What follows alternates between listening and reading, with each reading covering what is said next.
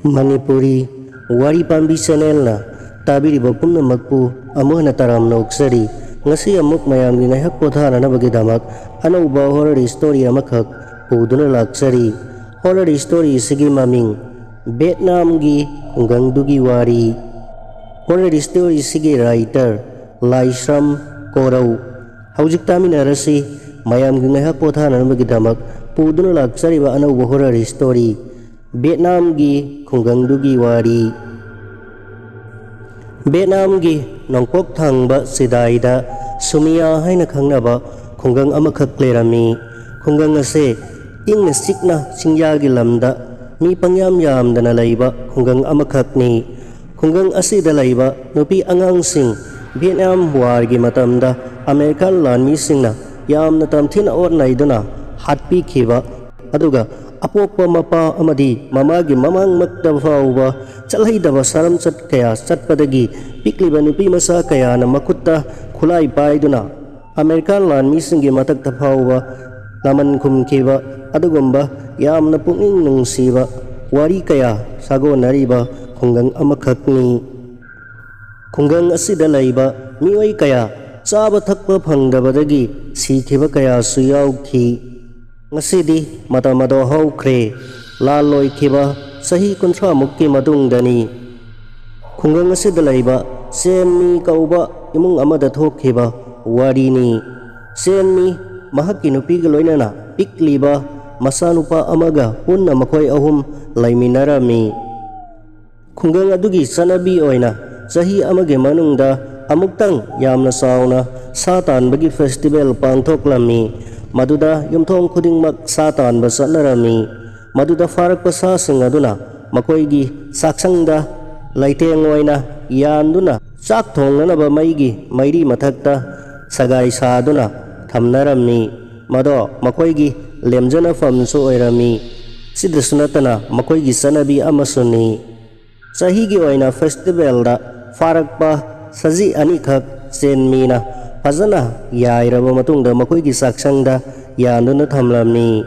Aduga insang thongba khudingmakta madudagi maset lauduna insang singi mathel semnai. Aduga insang gi masal ama oinasu akang basa ado thaktuna thongnai. Nongmagi numit amadi senmi gi nupi aduna saksangda sak thongnanabagi damak changlakpa matamda saksangda yanduna thanamba makoigi sa ayaiba singado amata lairamde. Maduda mahaki mapuroi ba senmida wafam ado hanglamni. Aikoigi sa singado amata lairamdre nangna atopada yonthokrabara haina hanglaklamni. Maduda senmina aidi kaisu khangde kamdongna no haiduna makoi ani laktuna saksang aduda yengminaraklamni. Makoigi ensang thongnanaba amadi atopa misingna lakpa matamda sa amata saksangda laitabado makoigi di sopa thabak amasu oiramni. Para maduna senmina wakal munna tauraba matungda atopa misingna hanglakpada aikoigi laita lairana maram oiduna sa singado loina yonthokiribani haiduna atopana khankigadra singnabadagi mahangna sel puthoktuna kaitheldagi sa khara lairuduna amuk saksang aduda yanduna thamlamni. Mamangi matawgumna senmigi nupi aduna amuksu mathangi numitki ayukta sak thongnanabagi damak changluba matamda saksang aduda makoina ngarang yanduna thamlamba sa singado amata lairamdre. Maduda pungak ngakladuna senmigi nupi aduna senmida amuksu ngarangi sa singado amata lairamdre haiduna hairaklamni. Maduda senmi ado yamna sauraklamni. Aduga magi nupida saiba horaklamni.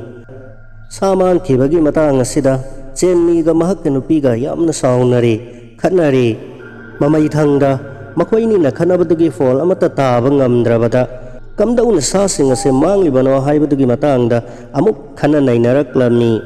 Jangaldagi atopa sa sing laktuna sado puduna satkhebra haibasu saksang adugi thong hangdokpagi khudam amata su laite. Aduga atopa sana saksang aduda changnanabagi lambi upai amata su laite. Kamdauna sa manglibano haibado makoi ani yamna singnaraklamni. Senmigi nupina farese aigi lona thamjaba sel khara lai haiduna mado puthoroklaga aduna kaithel dagi amuk sa lai rorasi aduga ahingi matamda lona sa se kanana laubno haibado makhoini punna yengminarasi haiduna lepnare asumna senmina mahaki nupidagi paisa do puraduna kaithel satkhraga sa amuk leirurami aduga sa do hanagi matawgum saksang adu dayan sinduna thamle aduga namidang thenglaba matamda senmi amadi mahaki nupina punna makhoigi yumgi mapanda leiba singkai amagi marumda makhoi ani makhutta saituk amamam pairaduna walan ngangdana tuminna kana lakpage haiduna sangduna leiri nongyai matung thenglakpa matam aduda makhoigi saksang mapatamna raincoat litpa nupi sumanba nupa sumanba mioi ama prap laklamni mado ubada chenmina chenthokduna mahaki makutta pairi botup aduna hekta kantharage haiduna mahaki nupida hairklamni matam aduda chenmigi nupina mahaki khudangda pharami karigumba mioi asina makutta khulai thangumba nongmaigumba yawmagadi khudong thiningai oi aduna mahak sangkhraba matungda mapangi pona thajinduna atopa mi sing kauduna farasi haiduna hairaklamni chenmi sumahaki nupina hairibado maduna farani khanduna mioi aduna makhoigi saksang adomda hek changkhibaga makhoi ani yamna thuna thoraktuna makhoigi saksangi amadi thongjaugi pona do thajillamni adudagi makhoi anina yumlon kaironaba tananaba haiduna laikai huranba changle haiduna kanna thenglaba ahing aduda lauraklamni lanna tariba yumsing adudagi mioi khara huranba changle haiba khonjel adu taabadagi makutta khulai paiduna chenmigi yum tamna laknarami makhoi manga taruk laklabada yumgi thonggi ponado hangdoktuna makhoigi saksangda prap changlamni adubu kanamatasu yum manung aduda leiramdre aduga makhoigi saksangda yanduna thamba anauba leiruba taksangda yanduna thamlamba sa adusu leiramdre chenmi amadi mahaki nupi ngappana pumloi loikhre kadomda mioi aduna thokribano haibagi chingnaningai oiba khudam amatasu thokphamsu amatasu leite mayam aduna chenmi amadi mahaki nupi ado ngaure thenglaba hingda sumna aikhoibu audoktuna tumba kahenganu aikoi nongandringaida thabak chana gadauriba khungang asigi tunomduna hingjaba mioi ngaktani haiduna chauna sairamlaga makhoi mahai chana khre chenmi amadi mahaki nupidi ikaibaga pakhatpaga tawriba matawadu dangakbaga loinana tuminna leihauri chenmi amadi mahaki nupina thauna amaga loinana ngasidi atopa mi kanadasu hairaroi kanamatabusu haudoklaroi aina hekta mi oire fare lai oire fare faragadabani hekta thomdatlagadabani haiduna mahaki nupida yamna thajana haibaga loinana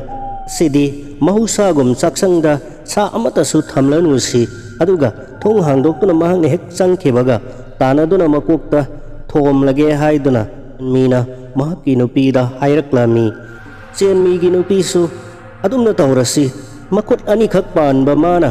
khut mari panba aikoi ani dagidi hena kanba heloidana haiduna mahakna suyare asumna makhoi ani namidangi matam ngaiduna laikre namidangi matamda mausagum akoigi thongjau amadi saksangi thongado kabau hangdoktuna thamlaga makoina singkaigi marumda makutta thangjau amadi utupaiduna ngaiduna leire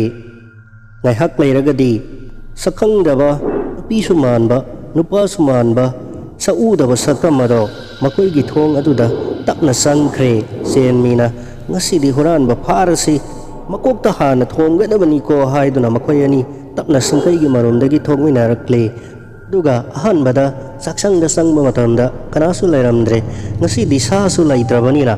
hak chaningai su amata leiramlaroi do haiduna chenmina mahaki nupide hek hairakpaga yumjau romda makoigi pikliba masanupa do kanna kappagi khonjel amukhaktang takhirami makoi ani swai lauramni saksang adudagi yumjau romda makoi ani prap changlaklamni makoi ni swai lauramni chenmigi nupi adudi ima haina lauramlaga adumak wanthakre chenmi su mahaki mitmangda uriba yanghaidraba amatasu thokidriba thodok adu ubada wa amatasu ngangdana asaba murtigum chapleptuna leiri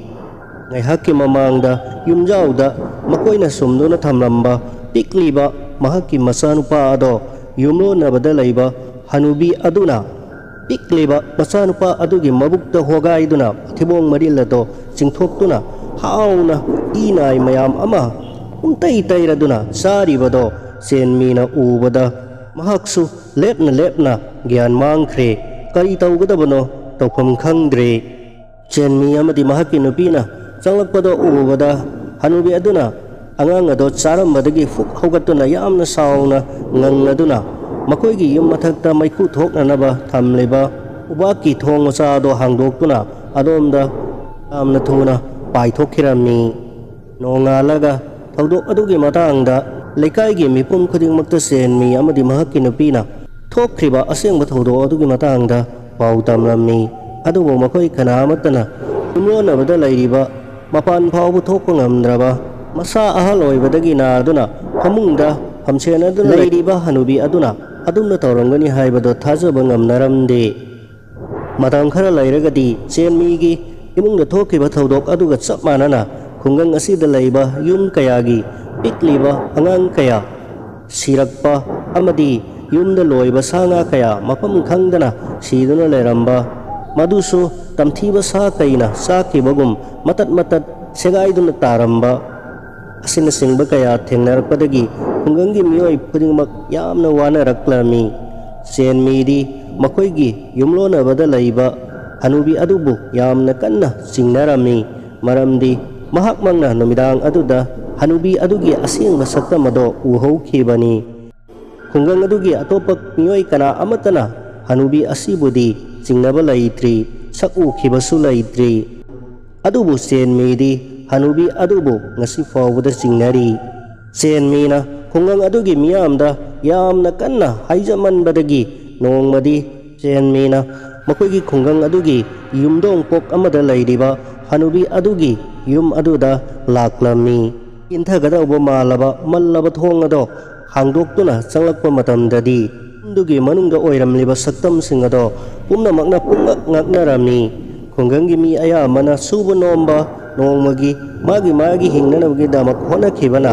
matasu ahal adugi maramda kanamatana yengsinbirudabani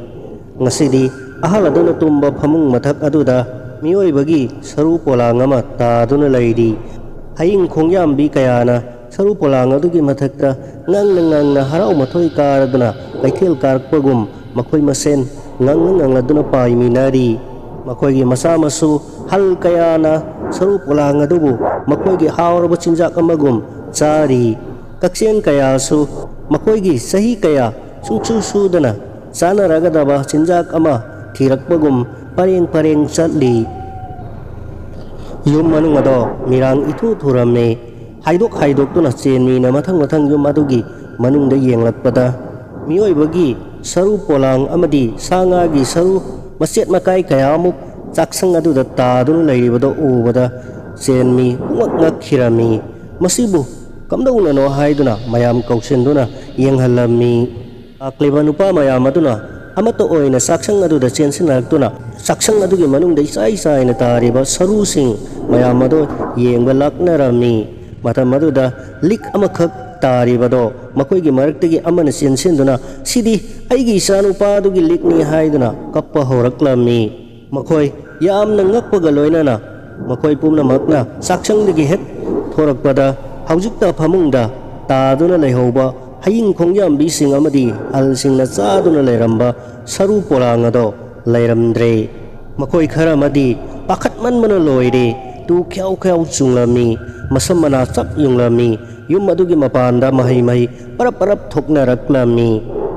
tinthadana senmina lusingduna makoi kharaga loinana khungang aduda leiba laiwati nuagi maramda khangba amaiba amagi manakta yamna wana laklami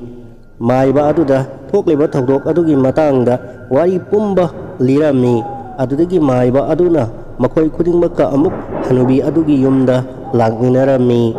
hanubi adugi yum ado yaurama matamda maiba aduna mai hogattuna akoibada mayam aduna famhallaga mahaki jogagi saktina hanubi adugi maramda kupna yenglami ꯃꯥꯏꯕ ꯑꯗꯨꯅ ꯌꯦꯡꯅ ꯌꯦꯡꯅ ꯃꯆꯤꯟꯗ ꯂꯥꯏ ꯇꯣꯡꯕꯗꯧꯅ ꯍꯥꯏꯔꯛꯂꯝꯃꯤ꯫ ꯍꯅꯨꯕꯤ ꯑꯁꯤꯅ ꯁꯤꯔꯝꯗꯥꯏꯒꯤ ꯃꯇꯝꯗ ꯌꯥꯝꯅ ꯋꯥꯅ ꯐꯃꯨꯡ ꯃꯊꯛꯇ ꯂꯩꯔꯕ ꯃꯇꯝꯗ ꯃꯍꯥꯛꯅ ꯆꯥꯅꯤꯡꯂꯛꯂꯕ